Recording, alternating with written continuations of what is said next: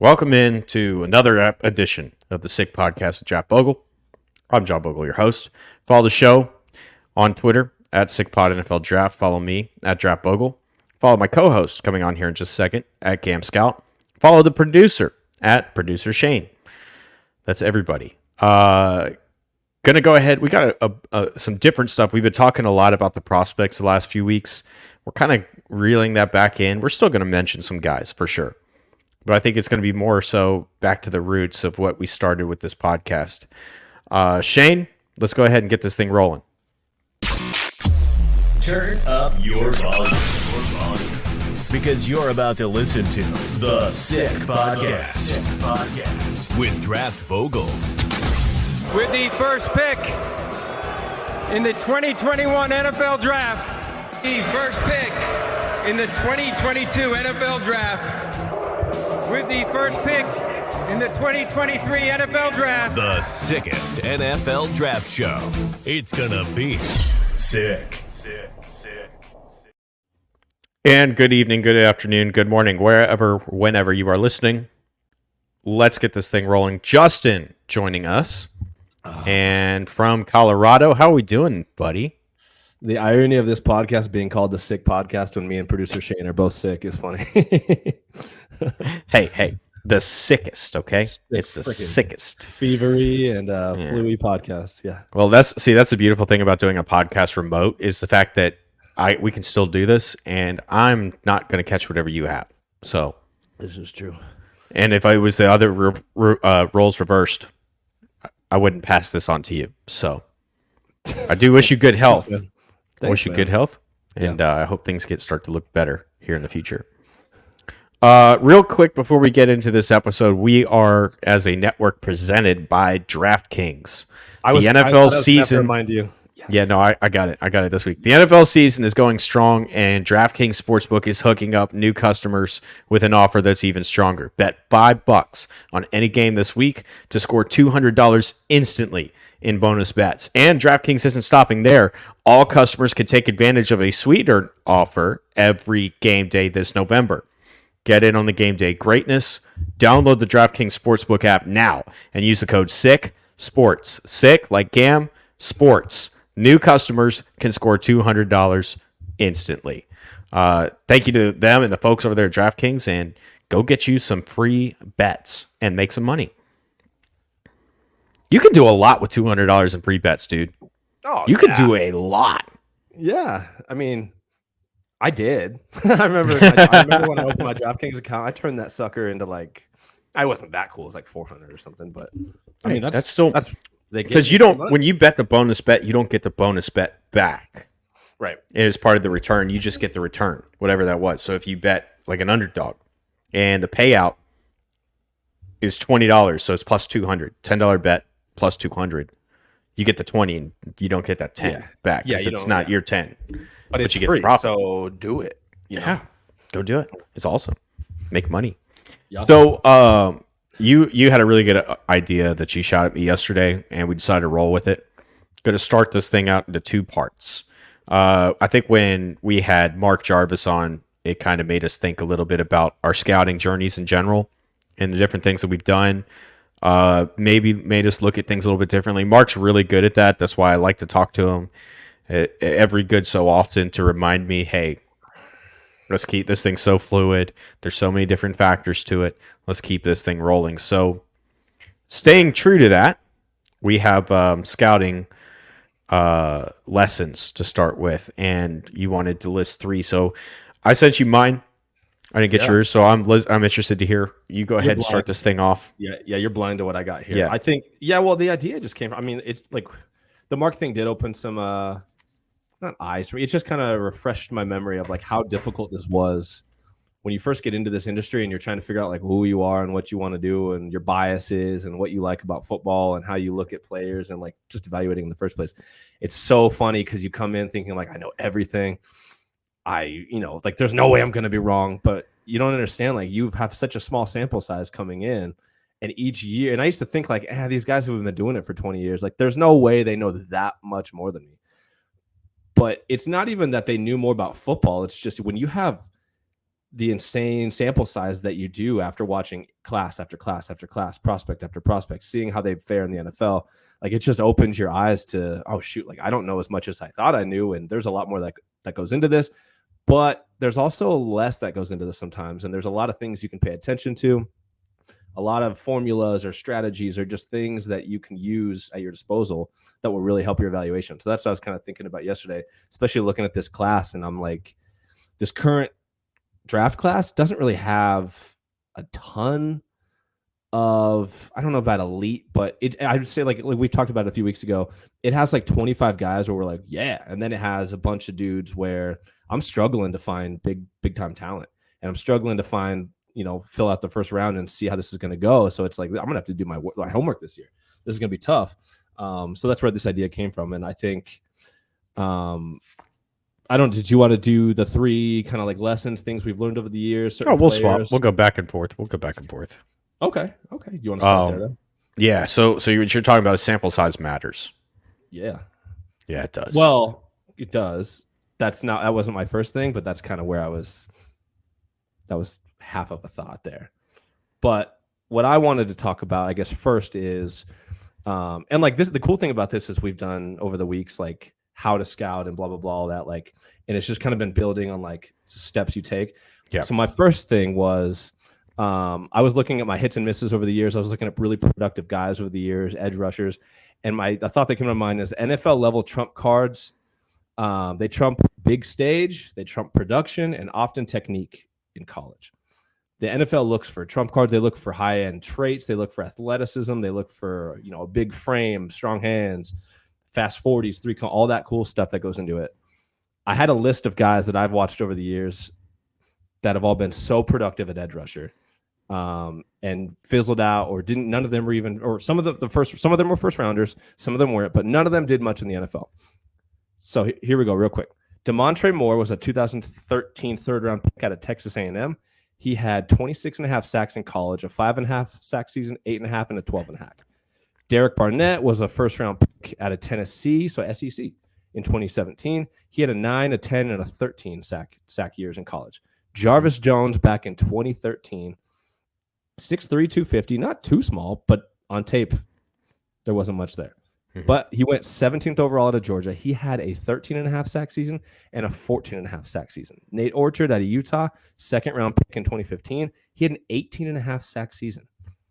Michael Sam out of Missouri, round 7, 2014. He had a 10-sack college season, another 7th-rounder. All these guys were so productive in college.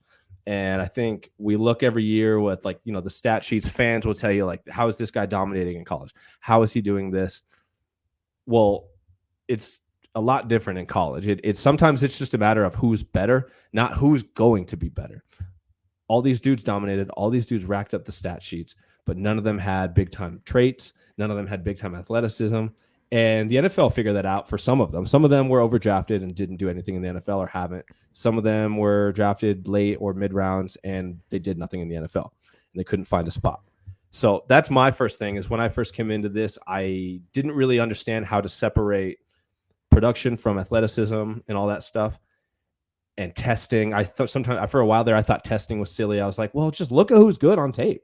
You can see it's not that easy. You have to put all the resources at your disposal, put them all together, and figure out from there, what the NFL is looking at, what really goes into the position in the NFL. And that's what we've talked about. Hey, it's important to watch NFL tape, because you got to know what these guys are going to do.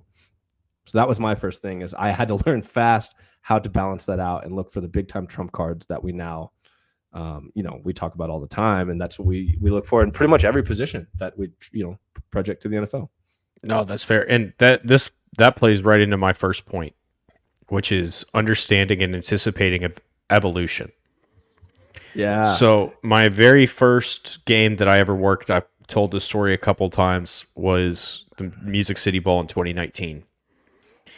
And I was literally, it was my first college game outside of the sitting in the stands. I was eyes wide, walking around everywhere, just, wow, I'm here.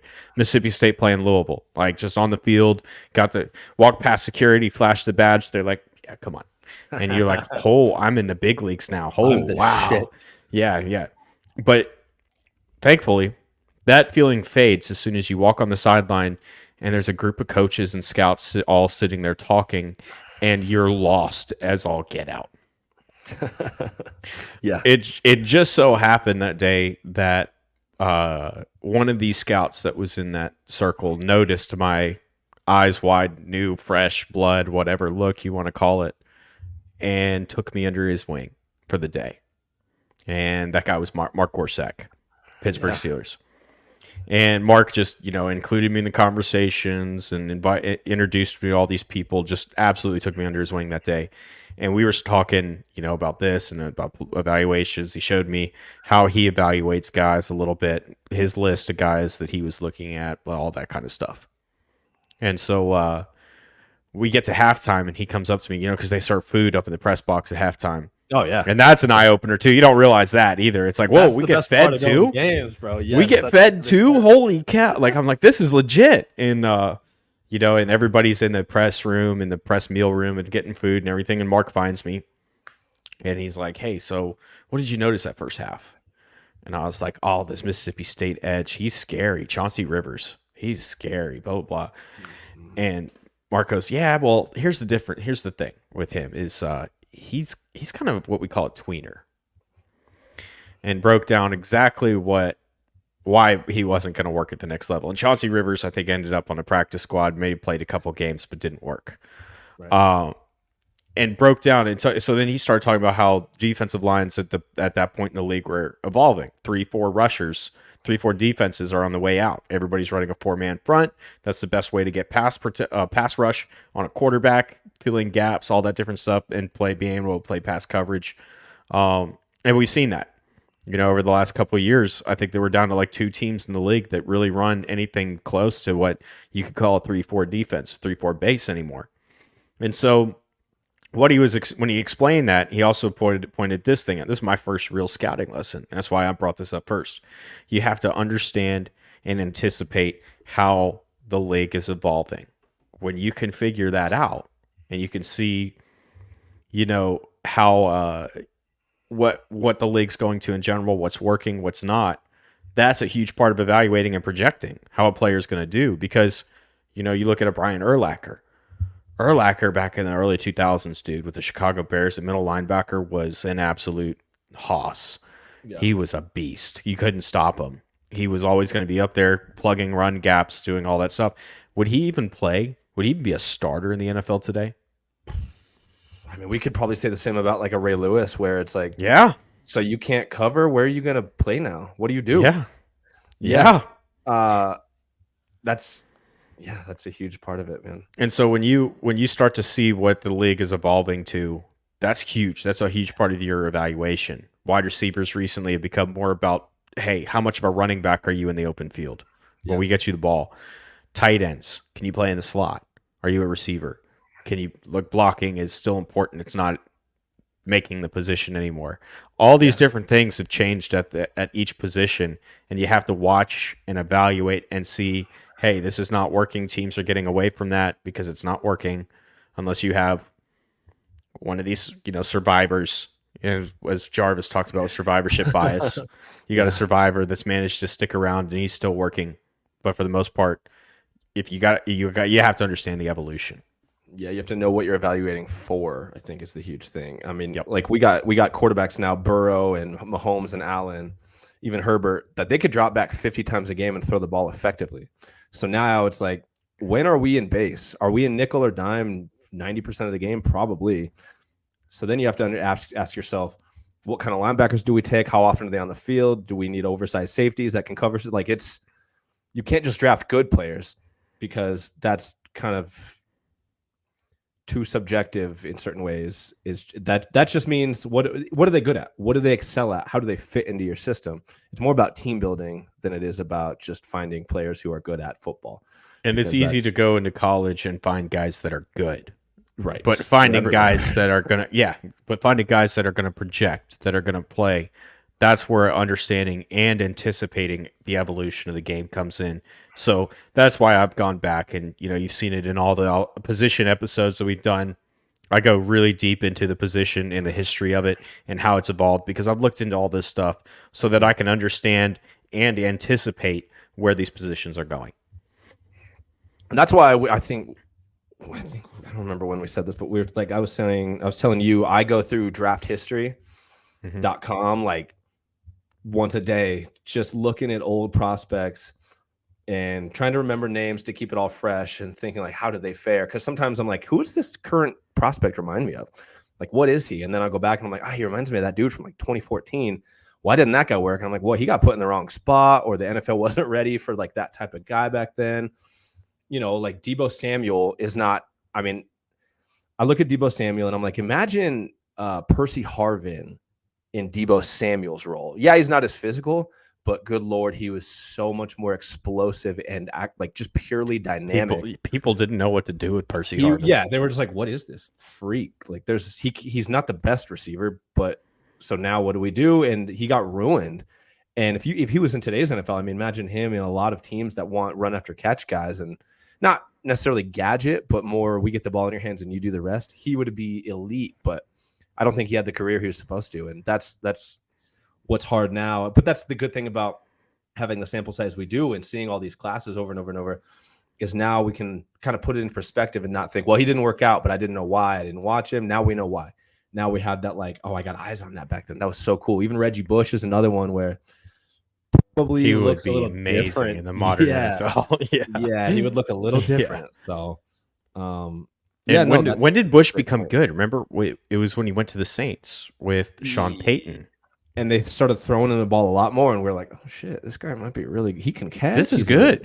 He's good. Yeah. It was like, oh man, but at that point, he's already got the tread on him from the previous years that he had played, and you could tell. Yeah, his legs just didn't have the same juice, but it's great point, man. I really like that. I had another thought that I just kind of building on what we've both said. I guess maybe more so what I've said, but another thing that I look at or that just kind of annoys me is like each year we see people say this guy, and we talked. Okay, so Olu Fashanu had a rough game against JT Tuimalu, number 44 for Ohio State a few weeks ago, right? Yeah. So I'm looking at all these other tackles, and we've talked about Olu, and I'm like, should we ding him for that game? And we've talked to, we're like, probably not. It's a good learning lesson for him. He faced a guy that has real NFL power. And then I'm wondering, like, all right, all the years that I've been watching, how many big-time prospects and big-time NFL players currently have had, like, pretty bad losses in certain games in their careers? And quite a few. So my main thought was don't let players' losses affect, like, don't let it kill their eval. You're still projecting them to the NFL. They're still learning who they are as players. Their bodies are still growing. I've seen A.J. Terrell get absolutely whomped by Jamar Chase. A.J. Terrell is one of the best cornerbacks in the league now.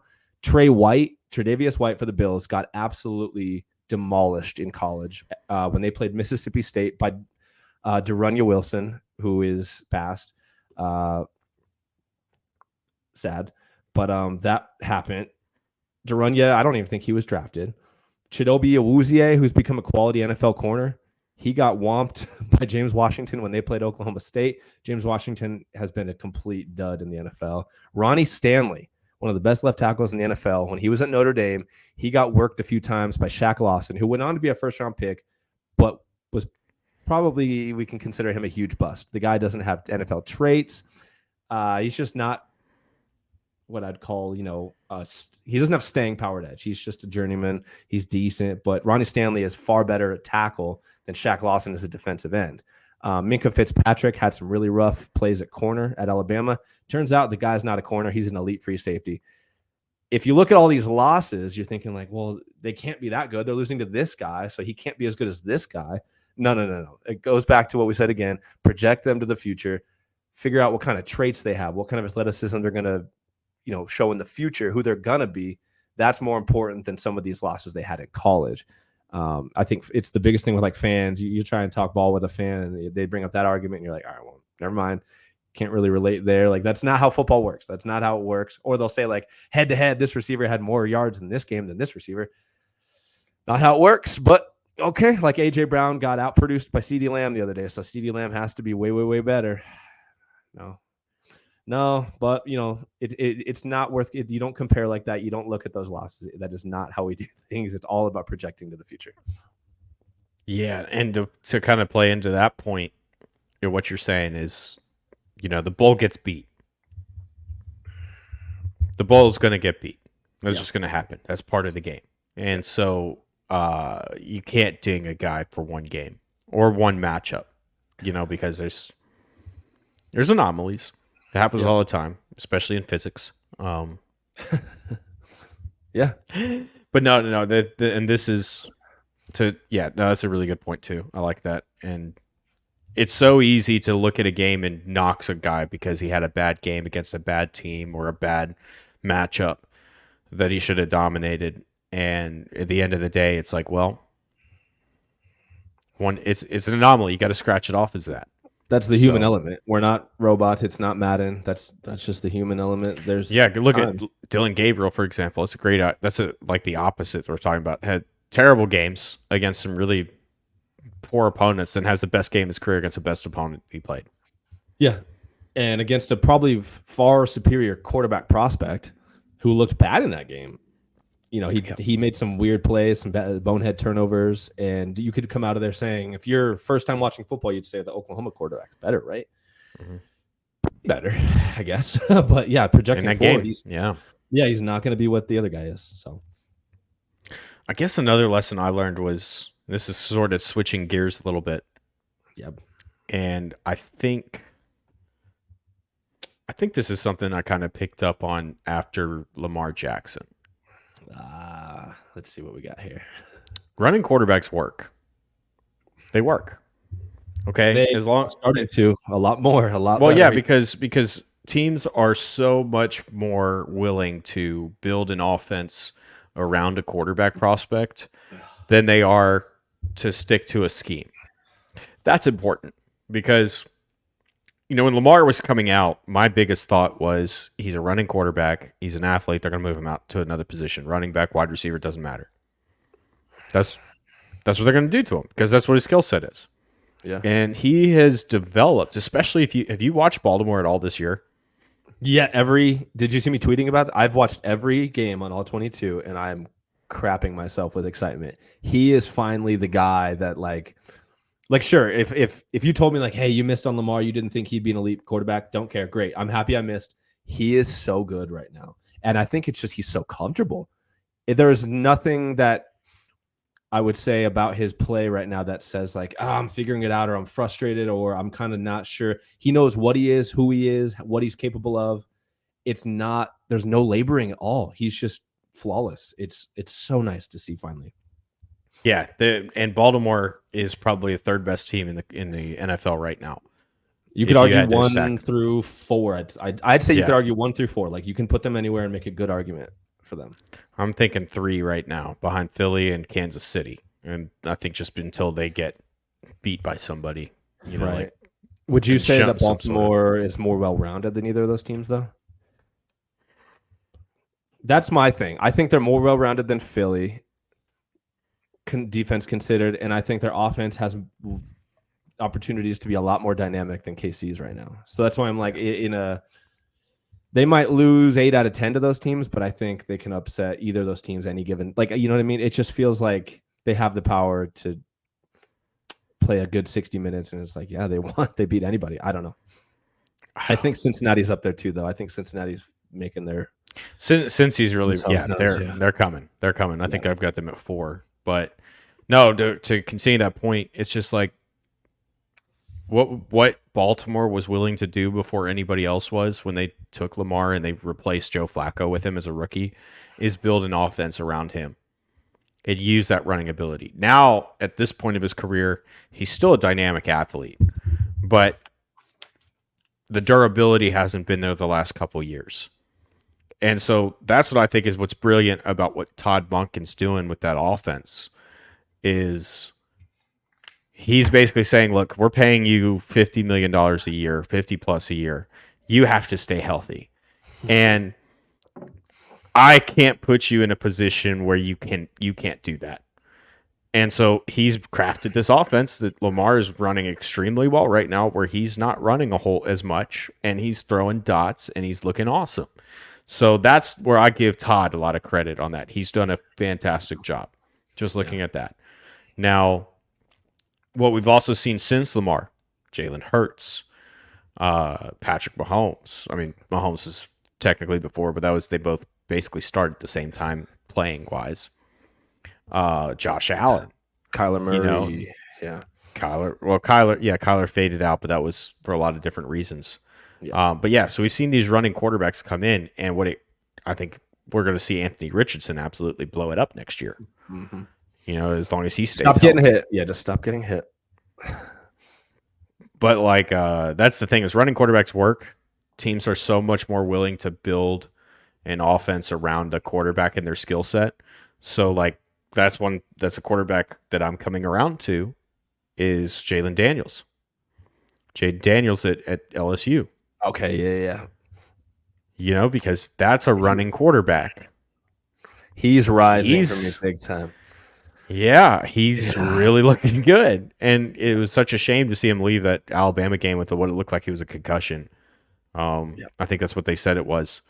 But he's really looking good. And there's a reason why he's going to be a top 50 pick in the draft, because he's a running quarterback and he can throw the ball. He can deliver the ball. Yeah. Yeah. You look at what Baltimore's doing with Lamar right now. You put Jayden Daniels next year as your starting quarterback into, let's say, the Jets.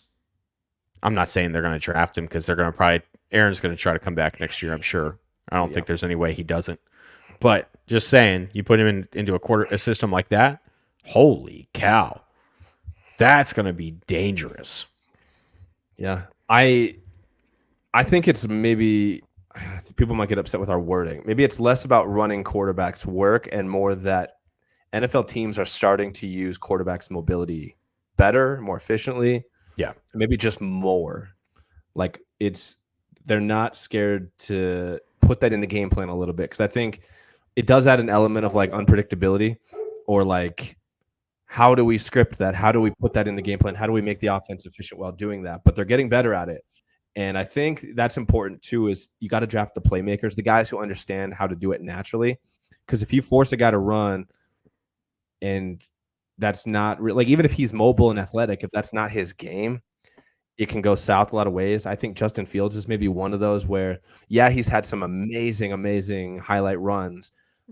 I think they're having such a hard time putting that in the game plan consistently for him, because first off, they don't know who he is. They're trying to figure out what his identity is as a quarterback, but I don't think he's just a natural playmaker. So it's really tough to kind of figure out, all right, he has all these elite tools, elite size, elite arm, elite, mobility, but what is he? Does he know how to use it consistently? Is it natural for him? And I don't really think it is, where Jalen Hurts, Lamar Jackson, some of these other guys, it makes a lot more sense to them. And they know how to protect themselves. They know how to move the ball doing it. It's just, they know how to keep the offense in rhythm while doing it. So, yeah. And it's the stress really that it puts on the safeties is really what that does. Because if you're playing 10 yards off the line of scrimmage and you got a guy that can throw it over the top, now you got to play 20, but he comes up to run. What do you do? Right. It makes the run fit way different. Now you have to really decide too high, or are we going to bring a safety down and then get beat over the top? Who's out there as a receiver? Yeah. And that's why you see these guys like Lewis Seen getting drafted in the first round. That's why. Yeah. Quarterback killers. 4.3, 140. Yeah. Go hunt, baby. Yep. And that also kind of brings me, it's just a kind of a little footnote I wrote down, but over the years, watching, Trubisky get drafted ahead of Mahomes and Deshaun Watson, it was one year we were at the Combine. I forget who said it. It might have been Emory Hunt, or I don't remember. It was just in passing, and it was just one of those things we're talking about players, and I don't remember. But someone said once, it's not about who, I forget how they worded it. The main point was who's hard to play against. Who is the most difficult to play against? And because I remember that year I said, man, Mahomes is unpredictable. And it's hard to figure out how you put him into any conventional NFL offense. A lot of teams could ruin him.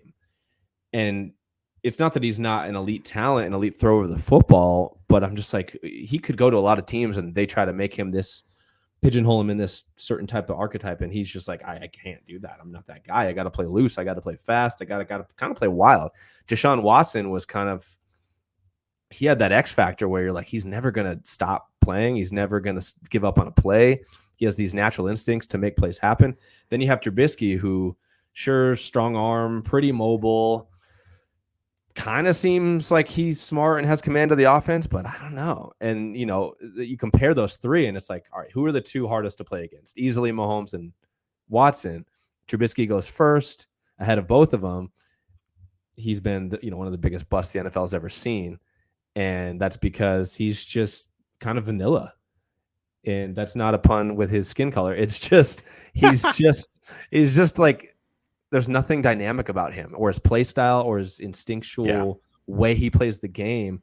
And I think that can go for a lot of positions. Don't get carried away with that. Who's hard to play against, because, traits do matter, and it can't just be, we could say like, oh, this guy tries hard, so he's hard to play against. Well, does he have traits?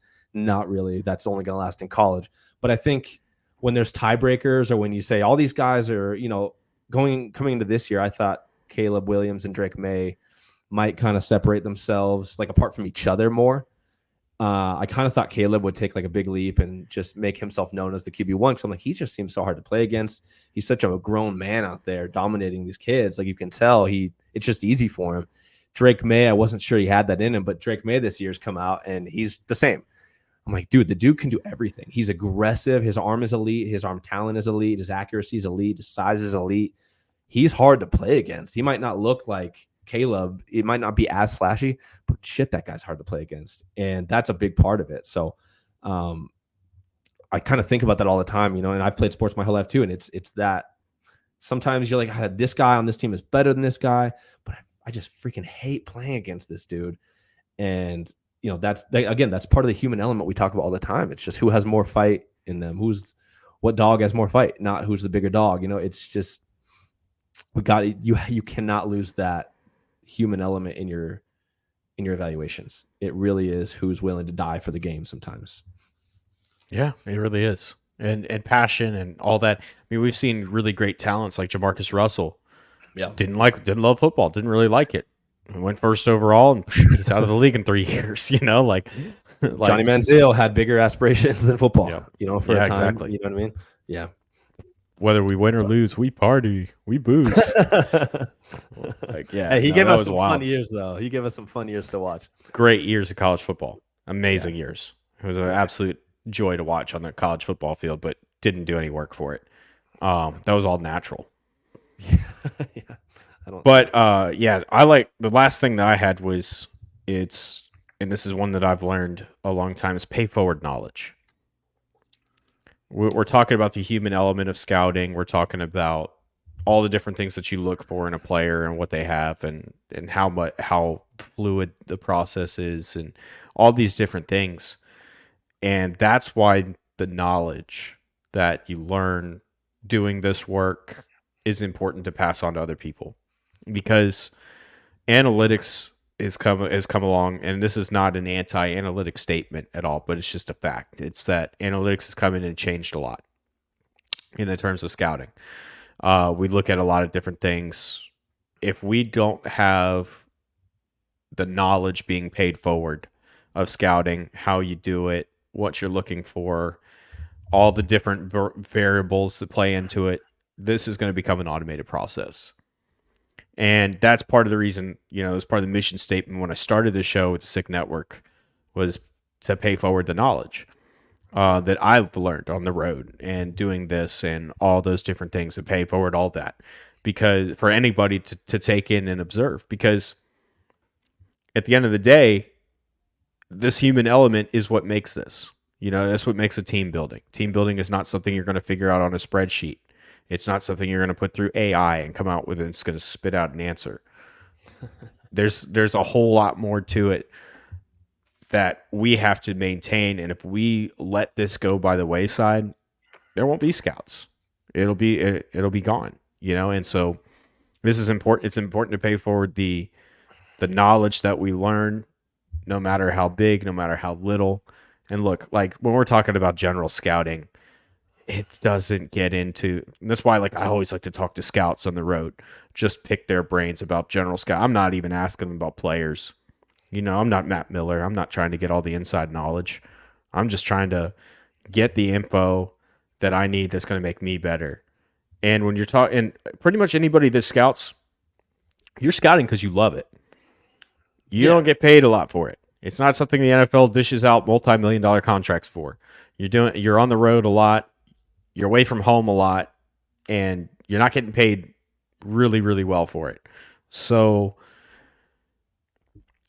when you start talking with scouts and they start to realize, oh, okay, this media guy over here, he's not like one of these. He's not one of these. He's not trying to get our draft board leaked and not trying to get all this insider info and stuff. He just wants to talk about scouting. They open up. Yeah, for the most part, they open up and they're you can have a conversation and hopefully you both walk away with something that you didn't really think of before and a new perspective.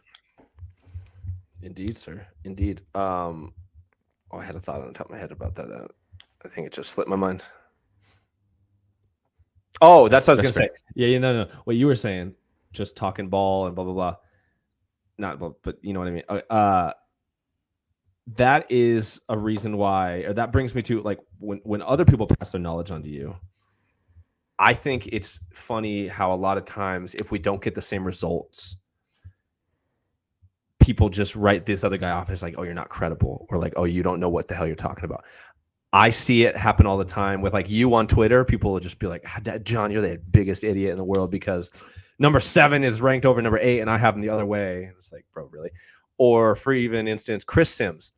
I don't care what people say about Chris Sims. I love when he comes out with his positional rankings. I love when he talks football because first off, he played at Texas. He played in the NFL. His dad is Phil Sims. They have so much NFL knowledge and just insider. They've just been there forever. Second, when you hear him talk about football, forget what his rankings are at the end of the day. You probably disagree with them. Everyone does. Like, who cares? Listen to, like, the process he has and the way he talks about certain positions and the things he's seen that lead him to that and the nuance behind what he's talking about. It can really open up your mind into, like, oh, there's more to this than I thought. I can't believe he had that perspective. That's freaking cool. It doesn't matter if you don't rank them the same or see them all the same. It is really important. And Lance Zierlein is another guy. His terminology and some of his scouting reports are so silly and hilarious and awesome because you're like, dude, that is I would have never in a million years thought to write, however he described this guy's technique or described his butt or the way he moves. But once he says it, like, that makes so much sense. And I remember, I think he wrote, what was it? He wrote about a linebacker, Jarvis Jenkins from Florida back in the day, got drafted by Miami, I believe. But he put something about, like, or maybe it was John Bostic, same thing, Florida guy, gallops in the open field, doesn't stride, doesn't run. He gallops on the open field. And I looked at him when I watched him against Louisville in the bowl game against Teddy Bridgewater, and I'm like, oh, that's a gallop. And you'd never say that about someone's running style, but he did. And then after that, I'm like, that is so funny. And it's just, and you add that to your database, and next year you're looking at certain guys and looking at the way they run now, and like their gait and their hips and the how big their ankles are, how big they're, like, it adds so much to it. And it's so interesting to just hear people's process and the way they look at little nuances about the game. And that's really important. It's way better to get caught up in that than the results and the player rankings list and all that cool stuff. It's really awesome. It's clickbait, but don't get caught up in that. Do not. It's not worth it. It's not. I promise you. Your opinion, coming and telling me that I'm stupid for mine is not changing my mind whatsoever. Now, if we're going to have a nuanced conversation about it, you're going to say, well, I like him for this. I might consider it. I might be like, hey, that's a really good point. Yeah. Or maybe I come back and I say something like, yeah, I thought about that, but blah, blah, blah. And that's why now we're having a conversation. Yes, It's not, Vogel, you're stupid because you think that Michael Penix is better than Bo Nix. Who gives it? I don't care. I like when people comment on Twitter like LMAO, and you're like, okay. That's constructive. That was great. That was awesome. Laugh your shaft off, pal. Do it. Sweet. That's why I'm glad we had Mark Jarvis on here recently. And then I got to talking with him on Twitter, and he was talking to me about Marvin Harrison Jr. And all I did was, pose a question. I haven't gotten good answers yet, really, but I've asked so many times what makes Marvin Harrison Jr. clearly a better prospect than these other wide receiver prospects. And I won't get into that, but I will get into Mark. Mark told me, all right, ask people this question who disagree with you. Because I said, what would it take? Or like, why is he better than everybody? And Mark says, instead of asking what makes him better than anyone else, ask them, what would it take to change their mind to dethrone him from that top spot? Let's say he's wide receiver 1 no matter what. Okay, what would it take to change your mind? Because if it would take all these crazy things, then yeah, sure, just keep him where it is. But if you're like, ooh, like if you're thinking to yourself, okay, if Marvin Harrison Jr. runs a 4.6, I can't live with that. Okay, well, that's good. Now write that down. And then when time comes, if he does these certain things, that's what it would take to change your mind. And then you can go from there. But it's not worth it to argue all the crap in the middle. Just kind of get to that end game, ask yourself what it would take. And, it's so much better to talk to smart people and nuanced people than just argue with others, because then you look stupid together. And I've been guilty of that way too much in the past. So, as you know, live and learn. Yeah. Yeah. Sounds like we've been talking about Jarvis so much. We need to have him back next week. Oh, I love that kid. He was great, man. Yeah, I listened to that episode back, and I'm like, dude, everything he says is just so interesting. And then now I'm Googling like the terms he's brought up. And but it helps though. It helps a lot of these things. Every cycle, I'm pretty sure it's been every cycle I've had a hour and a half, 2 hour long conversation on the phone with that guy. After you left, when we got done recording, we sat there for like an hour and we were just talking. Yeah, dude, like just going back and forth. Like, I have FOMO. Yeah, no, it's perspective, and the best part about it with Mark is it's not even just he's just smarter than everybody. He's like taking in everything that you're saying too. Yeah, like it's you're sitting there trading info, and it's that's what's different about him is he's just. I guess when you first listen to him, you first get to know him. He's a little bit, he's not as personable, not as socially, I don't even want to. It's not that he's socially awkward. You just have to like get to know him a little bit. Once you get to know him, it's like boom, whoa, okay, I get it now. Yeah. He's not awesome. In your face with like bro and but just a good dude, and he's really intelligent. Humble. He's very humble. Yeah. Very extremely. Yeah. This is a Mark Jarvis podcast now. That's your problem. It's the humility aspect. Nah. Yes. Anyways, so opinions changed. Do you want to get into this? I'll start this one first. Yeah. What was the topic? I forgot. Opinions that we changed over so far coming into the year that we changed. And so I know that you're probably going to stick more with players. No, you don't know. Oh, okay, good. Okay. You don't know, bro. I'm just guessing. Players. But no, I'm figuring I'm going to start with a player. I got a couple other things though that kind of go in. It's scouting lessons might kind of like overlap, but it's okay. It's Joe Milton. I came into the year thinking Joe Milton could take this huge step and solidify him as the third best quarterback in this class, and that did not happen. Real quick, do you want to hear something funny? The last note I wrote down was one of my thoughts that I came into the year with was this quarterback class would not disappoint. And then I wrote, it has. We had all those guys that have been in the transfer portal, Joe Milton, DJ Ugia, Labalabale, Hudson Carr, all these guys that went into the transfer portal that were like, oh, they're going to be big time. The quarterback class is like down to like 4 guys that were like, this is legit. You know what I mean? It doesn't feel the same way it did coming in. Look, it definitely doesn't feel the same way, but there's still guys, like Jayden Daniels. Yes. I think Carson Beck. Yeah. Carson Beck was one of my guys coming into the year. I had him top 10, and people were like, how dare you have him top 10? How dare you when the Ohio State quarterback's not there? And it's like, look. How's Kyle McCord doing? Yikes. Yeah, not very good. Not very great, good. But the thing is, I had watched Beck throw. It might have been the Manning Academy. I can't remember where it was. He was a 5-star for a reason, people. He was a 5-star for a reason. He's ridiculous. Yeah. He like mechanically, arm talent, all that stuff, moves really well, feels things, intelligent. He's ridiculous. Okay. Yeah. He might not even come out this year. No, he might stay with. If I'm him, I'm staying, and I'm coming in as one of the top 3 quarterbacks next year because that's what it'll be.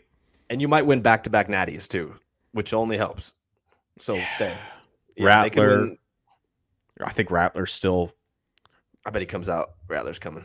Well, yeah, he probably has to. But South Carolina's the team as a whole has taken a drop. I don't think Rattler has at all. I think he's kind of boosted it up, actually. Yeah, if you watch Rattler, I still like Austin Reed at Western Kentucky too. Not a bad player at all. So I think what we're both getting at is the quarterback class is not bad, but I think it's just not what it was hyped to be. Yeah, because we thought Joe Milton could be a first rounder, Michael Penix, Bo Nix. We're like, these guys are all going to be big time players. I mean, Joe Milton's got the best arm we've ever seen. He's mobile. He's big. He plays on that offense that made Hendon Hooker look like a freaking stud. It hasn't gone that way. And then we learned that Hendon Hooker was a freaking stud. That was the difference.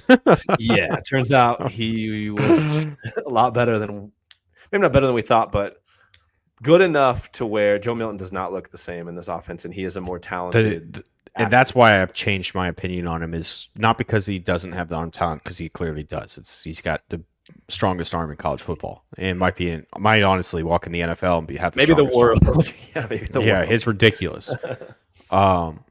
It's because when you watch him from the pocket, I think that his decision making isn't bad for the most part. There's a few throws that he makes you're boneheaded, but everybody has those.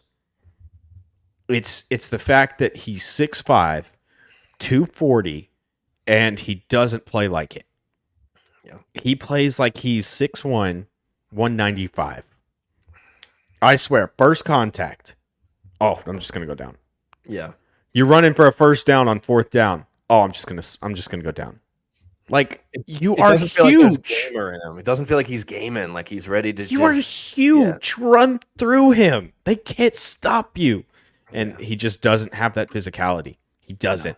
That's why my opinion on him's changed. I thought we would see that jump this year. I thought we would see.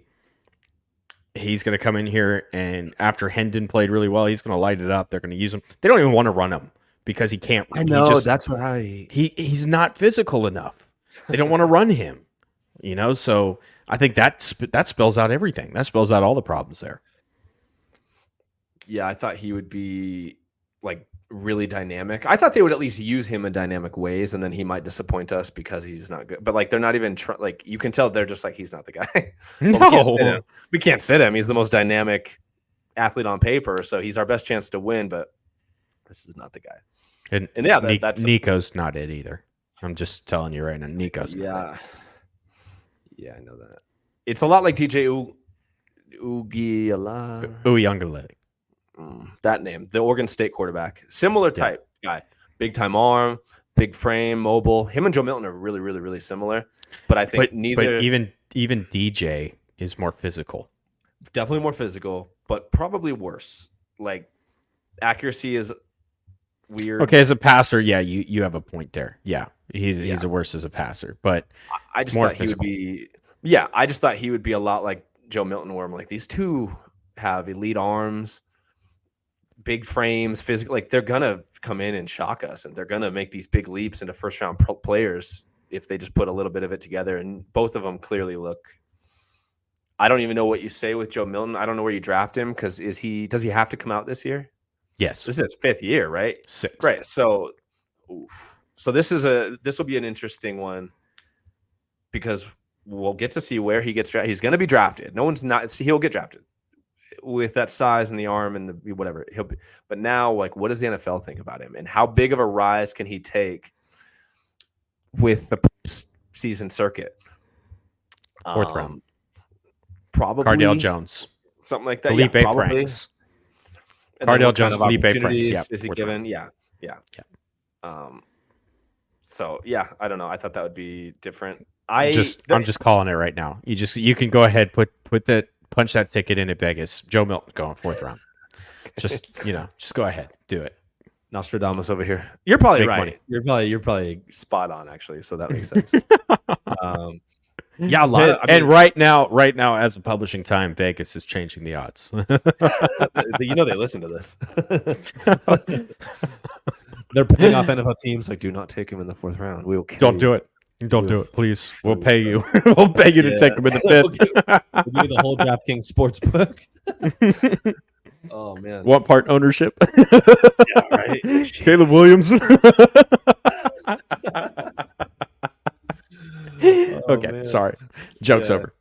Anyway, what was I? Oh, another note from me. I thought we would see.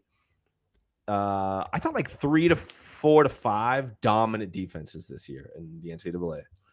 I thought Georgia, Ohio State, Michigan, Alabama, maybe Texas, maybe Florida State. I didn't think Penn State. Those were like the 5 to 6 that I was like, we're going to see some like legit defense. Bama was kind of because normally they have those like veteran linebackers that they put everything on and they're like, go do it. They didn't have that this year. And I don't think that recipe works either. But this year, I think probably the last 3-4 games, that defense looks dominant. You're like, okay, this defense is national championship level defense. But I think it took a little while. Georgia's not the same. Georgia's had some tough games. They had a tough game against Spencer Rattler in the first round. I think what did they give up first half? They gave up 24 points to South Carolina. They've had some close calls. Right. They start slow. Ohio State is not, dare I say, good. Like they're a team. They're winning because Marvin Harrison Jr. is an alien. Emeka Egbuka, Julian Fleming, Trevion Henderson came back. But, I mean, that defense is just not what we really thought it was going to be. The only reason that they're number one is the fact that Notre Dame only had 10 defenders on that 4th and goal. That is literally the only – if that 11th guy's out there, they're plugging that gap and game over. But they – what's his name said that was intentional. We won't get into that. BS. Absolutely. Yeah, Freeman's. Yeah. It was we rolled 10 defenders out there on 4th and goal intentionally. That was our plan all along. We just wanted to throw them off. We thought they wouldn't see it. Yeah. So anyway, I think Michigan might be the most well-rounded team. Maybe Georgia. We yelled at each other on Twitter over the weekend about Alabama. I think Jalen Milroe, their young quarterback, he's finally starting to figure out what he is. He's a bad passer, but I think they know what he is now. He knows what he is. Like everything intermediate and short, as far as timing and accuracy goes, it's pretty. He's surviving because he's a crazy athlete. He's got a big arm. They kind of are figuring that out. But I think if you want an offense to run on schedule, not your guy. No. At first, I mean, against Texas, that game was awful. That's what that's what they tried to do. They tried to keep it on time, try to run this. Right. He's not that guy. So you're going to look bad if you ask him to do that. If they played Texas now, I think they would roll Texas. Yes. Sorry, that's just my opinion. People are going to be mad about that. But they're playing well. Absolutely. Alabama's coming to their own. Their offense looks nasty.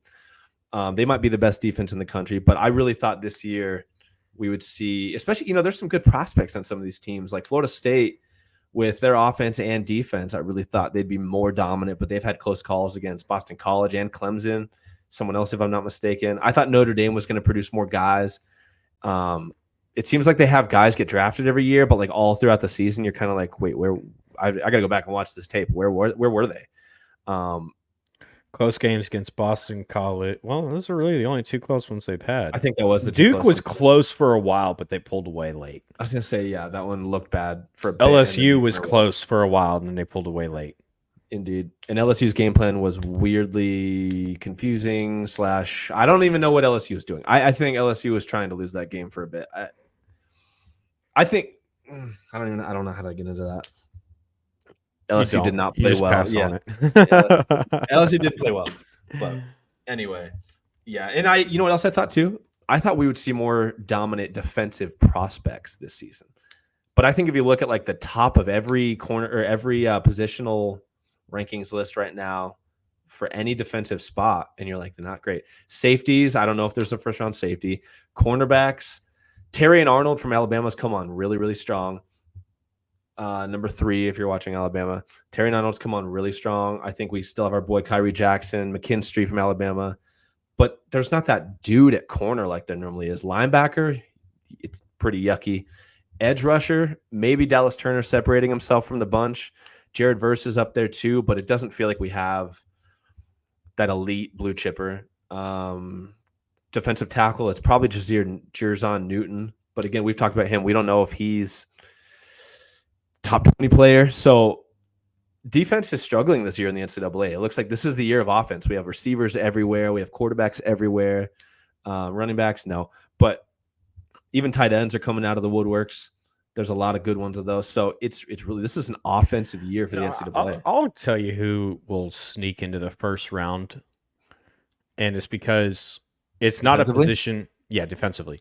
Okay. It's not a position that's normally focused on, in the first round. You usually wait till the second or even the third to take a guy, but it's a one-tech nose tackle. Nazir Stackhouse of Georgia.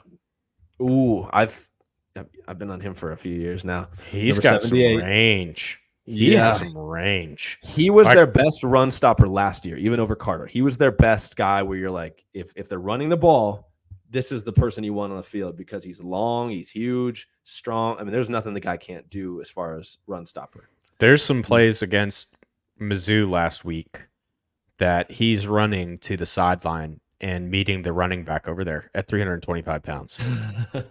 You know what I'm saying? Like, yeah. And look, Mizzou running back is not terrible. He's not a bad guy. Cody Schrader, he's not bad either. He's a guy that's probably on a camp next year and might even make a practice squad. Yeah, he might get drafted. He could. 7th, 6th round. Absolutely. Yeah. Yep. But yeah, Stackhouse, it's like I want to put him in that first round grade, but I know he's not going to go top 15 because he's a nose tackle. Unless you can project him and teams might say, I mean, like Jordan Davis went high and he was a pure nose. He's not. Yeah, but who took him? Who took him? Right. That's fair. A team, Philadelphia, who's had luxury. They've had luxury picks every year because they keep stretching them out. Yeah. That was a luxury pick. It might be better that Stackhouse falls because he'll go to a team that's not relying on him to be their best defensive tackle. I don't know. I'd like to see a little more pass rush upside from him, but I think it's there. Like we've seen the athlete he is and the mobility he has and the range. But it's a lot like Bama and Georgia we see every year. They just don't let these guys really get after it. They've got a system. Yeah, they've got a system. Yeah. You got to play into the system, and that's what he's doing. But golly. I got a question for you. Would you say some of these teams like Bama, Georgia, I get mostly SEC schools, the amount of depth they have almost hurt some of their players' draft stock? Because like they have, so you have 3 5-stars on the D line, you have 5 5-stars sitting behind them, so they can roll in guys all game. They roll them in, keep them fresh. But Nazir Stackhouse doesn't really get after the passer because like we don't need you for it. Same with Jordan Davis. They say we got you as a run stopper. You're our best doing it. Then we'll bring in fresh legs when we have pass rush situations. We don't need you. We're going to keep everyone fresh. But then as evaluators, we don't see them in those certain situations. So now we're like, can they do it? Or like, are they not asked to? You know what I mean? Well, it's yes tough. And no, because look at how Alabama and Georgia players have been drafted traditionally under Kirby Smart, under Nick Saban. In these specific examples, how many guys do we see go in the first round? A lot. Yeah. Like I think those are the two outside of maybe Ohio State, maybe Michigan. Those are the top 2 teams that are drafted out of in the first round. So and then even look at Trayvon Walker. Goes first overall, And so I think evaluators at this point know that, okay, they're not going to have the production because of the role that they're playing, but we're seeing this upside and we think that we can realize that upside. Mold it. Yeah, that's a good point. So, yeah, it just like Walker, like I know that there's a bunch of other, like, so Nolan this year, Nolan Smith. Yep. You mentioned Jordan Davis, Devontae Wyatt. It's a 2nd-round pick, but still. Alabama players always go early, almost, unless they just have issues. They might have, if they got a size issue, they go 4th, 5th round. Henry 202. That guy, So I think, honestly, those teams in particular are really well adjusted in the evaluations. Not on the media side, but in the NFL side, yes. Yeah, that's fair. I'm trying to think, like, I guess sometimes they get like an even bigger bump. Like Jonathan Allen, to me, he was overdrafted. And I don't really know where. I don't know. And When I look back at who his picked him. Look who picked Jonathan Allen. another Bama team that Well, loves them. Washington, who Yeah. under Dan Snyder, that consistently consistently took guys that were media darlings. Jonathan Allen was a media darling. Yeah. He was not as highly thought of in the rest of the league. He talked to anybody else in the league, and they will tell you the same thing. Anybody else. I guarantee you. You're not going to run into an NFL guy who was like, oh, yeah, I had a first-round grade on Jonathan Allen because his knee evaluations were awful at the combine. Oh, yeah. I forgot about that. Yeah. And so Washington is one of these teams. There's like Washington, Cleveland used to do this a lot. Poorly run organizations will literally take guys. They'll pick them because the media loves them. And they're going to get all this love. They're going to get all this stuff. People are going to go buy the tickets, and they're going to put out a shitty team again this year. that starts 1-6, and all of a sudden, next year we're playing for next year. We added this guy because don't get me wrong, Jonathan Allen is a really good player.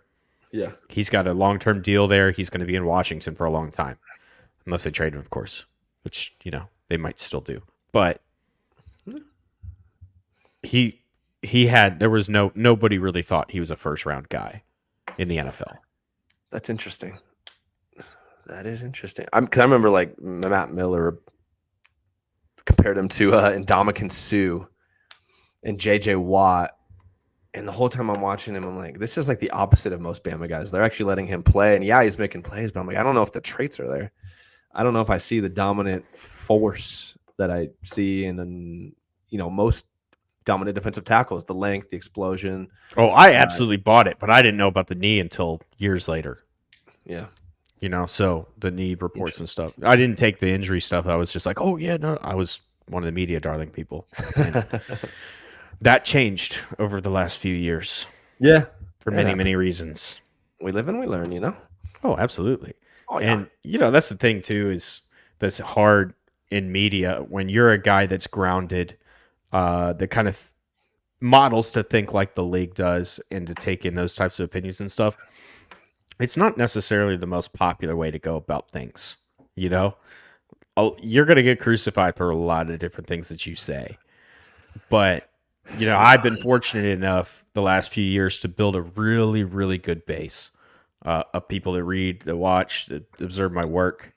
And they know from, my past evaluations that I'm not one of these guys that's going to come in here and give you the sound bites all the time about how great this guy is and oh my goodness, like this guy, like the PFF guys always have some sort of crazy comparison like in the month of January for some dude before the testing or anything else comes out. They're always like, oh well, Bo Nix could be the next Patrick Mahomes, and you're just like, well, the problem is like they get like they share agents with players and like they're endorsing play. Like, so now you have like, that's just poisoning the well. And that's such I guess it's not a conflict of interest, but it kind of feels like it is. Like last year or 2 years ago when they had the shared agents with Aiden Hutchinson and whatnot. So I'm like, now they're just saying stuff that's so outlandish and so crazy.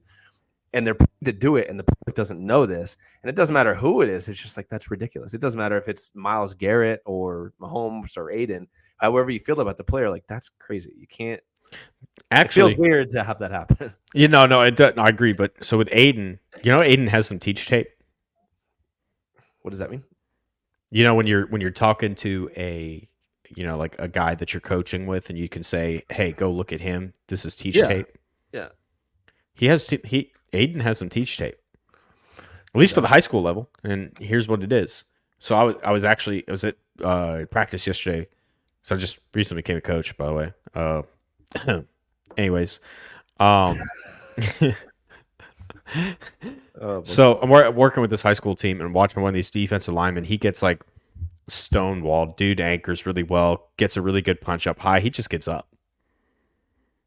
And the coaches are kind of on him. He comes over. He's all frustrated. I'm like, so, have you ever watched Aiden Hutchinson? No. You need to go watch some Aiden Hutchinson because you know what makes him elite? His hands? No. His feet? No. His hustle. That dude does not stop. I was like, when you get beat, that quarterback, he might step right up into you. you got to be ready to make that play. You spin, get beat. Just spin keep going. 6 times. Spin 6 times. It'll work itself out. Keep going, buddy.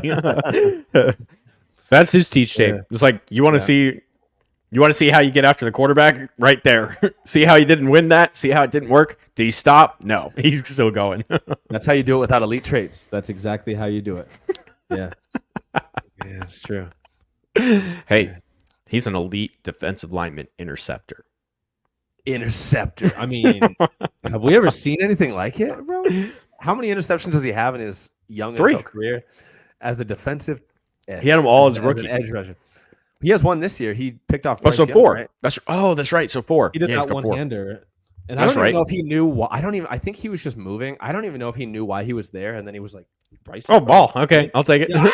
Yeah. I'm like, I don't think that was intentional at all. But he was just chilling there because he didn't stop moving. And It's like that one play that they put him like they snuck him like off the sideline. So they lined up with 10 and he was like over on the sideline. They were trying to throw a quick curl and he just jumped it.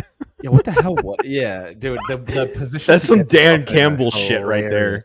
Yeah, It was awesome. Him and Jack Campbell, the linebacker they drafted, Yeah. are just such similar guys. Just like lunch pail effort, hustle. Dan Campbell, types. Dude, I love it. I love it. I love it, dude.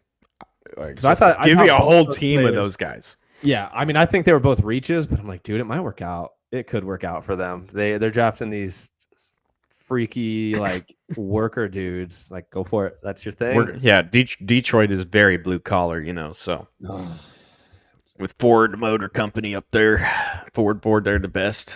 Drive a mile, walk the rest. All right, Dan. No, that was a Ford commercial. I know, but you're just Dan Campbell as a person.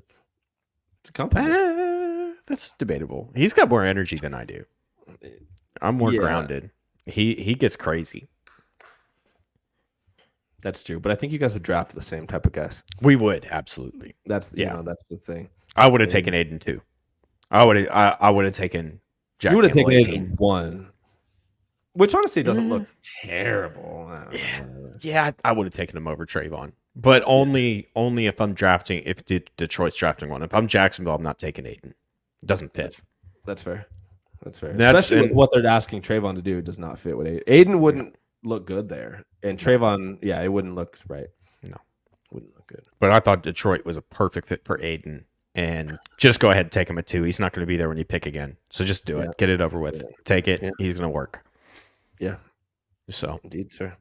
I think that's about everything we got on the show, right? This was fun, man. Yeah, that's a lot of stuff. We covered a lot of stuff. Yeah, lots of sound bites for Shane and all them to get through. So thank you, Shane, back there in the studio. Shane, follow him at Producer Shane on Twitter, X, whatever you call it. Follow me at Draft Bogle. Follow Justen here at Gam Scout. And follow the show at SickPod NFL Draft. Back at it next week. We got a loaded SEC slate this week. I know. Oh, boy, it's going to be fun. Doesn't Ohio State play? No, Michigan's playing Penn State. Michigan, Penn State. Yeah, we've got some great games this weekend. Lots of great matchups. Probably going to have a lot to talk about next week. And, Mark, if you're still listening, hit me up, buddy. Yeah. We will make it happen. All right, man.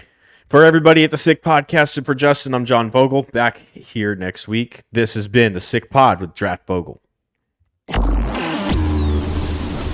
And that's a wrap. Hope you don't miss us too much until next time. Follow the Sick Podcast with Draft Vogel on YouTube, Instagram, Facebook, Google Play, and Apple Podcasts.